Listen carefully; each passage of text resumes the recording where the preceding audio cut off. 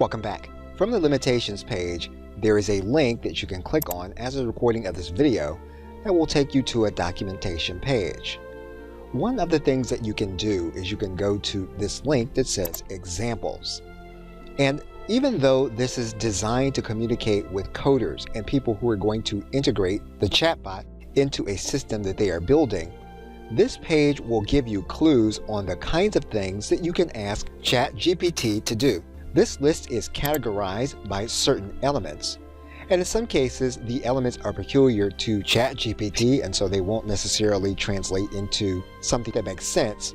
However, it's a good idea to click each one of these and note the use case that is being described. For example, you'll see here that we can click movie to emoji, and then you'll see here that we can use this prompt. We can convert movie titles into an emoji. And so to test this system, what we're going to do is we're going to copy this prompt exactly as it is. And we are going to place the command inside of the dialog box. We're then going to click Shift Enter and Shift Enter again. And we're going to write in several additional commands so that the chatbot will know what we are looking for.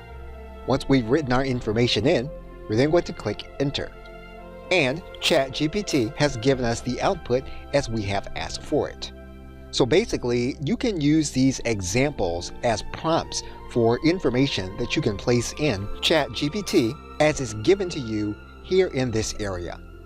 Okay, so with that, thanks, and I will see you in another video.